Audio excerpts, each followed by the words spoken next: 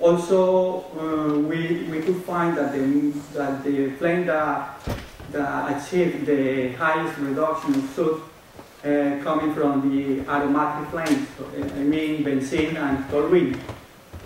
This is not new. However, this result is in good agreement with what being reported in the literature. But what happened with the morphology? Okay, as we can see here, the morphology changes with the flame height. As we can see here, at lower flame position, we couldn't see any part.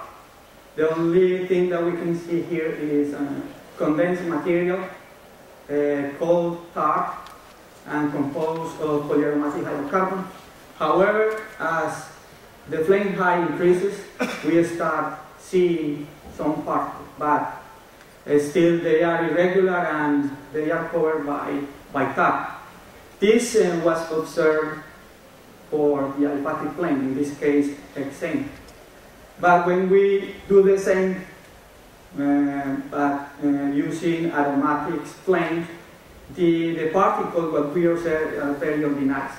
I mean, we can see here from toluene, the particles are rounded and organized, or they are organized on chain-like structures, as we can see here. And they are well, the crystallinity is a little bit higher. However, when we add ethanol into the fuel, we start seeing a little bit difference. The crystallinity goes down, and the particles are a little bit more irregular and covered with tar. This observation was also, well, this is another topic that I want to talk about. Well, about the particle size, also we observed a reduction on the particle size due to the ethanol effect, but the reduction of particles is just a little bit.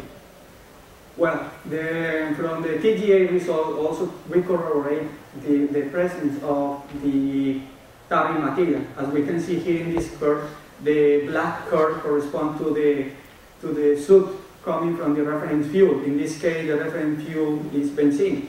But when we add ethanol to the system, we obtain this other curve. As we can see here, the amount of volatile material increases. This volatile material is also associated with the amount of soluble organic fraction. Actually, this is those tables show those results about the soluble organic fraction. In the upper part, we got the soluble organic fraction obtained from the aromatic flames, benzene and toluene, and down we can see the result from the hexane. All these data were done about a different height about the flame. As we can see, the soluble organic fraction is reduced. Is reduced as a function of height. However, when we compare the ethanol effect, for example, at 10 millimeters, we can see that when we increase the amount of ethanol into the system, the amount of soluble organic fraction increases. That was observed for the aromatic flames. The opposite case was observed for hexane. As we can see here, at the same at a special position, the amount of soluble fraction is reduced. There are an explanation about this, and this has to be with the fuel mix and the participation of the aliphatic fragment coming from the ethanol. For example, from benzene, the formation of soot is going through the reaction of the aromatic species. So this is more rapid. However, there are no significant amount of C2 species. When we introduce ethanol, we are introducing C2 species into the media. So in this case, the presence of C2 species increases the HACA mechanism that produces hydrocarbon or low molecular weight. That's what we can see here, an increment of the soluble organic fraction. But in the case of the hexane, the referent fuel itself can produce C2 species. So when we introduce ethanol, I mean C2 radical from the aliphatic part of the ethanol, there is no any contribution about that. That's why we didn't observe the increment in this case.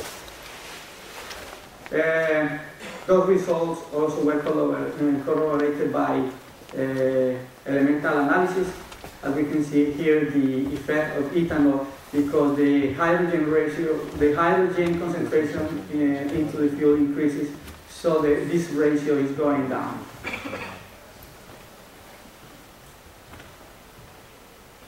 Well, this is also another technique that we corroborate that by FTIR analysis. This is a typical spectrum about that. There are species.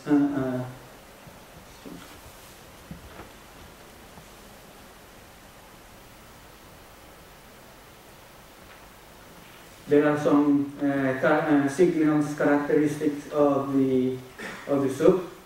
These come from aliphatic species and these from oxygenated groups, etc. As we can see here, the infrared spectra of the toluene and toluene with ethanol, we can see an increment in the aliphatic fraction. As well, when we use 20% ethanol, we also observe the incorporation of oxygen in this material. Well, as a conclusion, the ethanol effect is going to depend on the fuel nature. If we got aromatic fuels, aliphatic fuel, or a mixture of them, we can obtain the following. The emission of particles, all of them, I'm sorry about this, and all of them was reduced, but the soluble organic fraction increases the aromatic flame, and that is going to be related with the soup formation process, as well as the HACA mechanism incorporating the C2 species into the mechanism. Also, the morphology changed a little bit due to the ethanol effect. There is a low crystallinity and the particle a little bit smaller. Well, we want to thank the Conciencia de Colombian NSF and the University of Antioquia, Colombia, for the support, financial support of this project. And I want to thank you for your attention. Thank you. Please, any questions?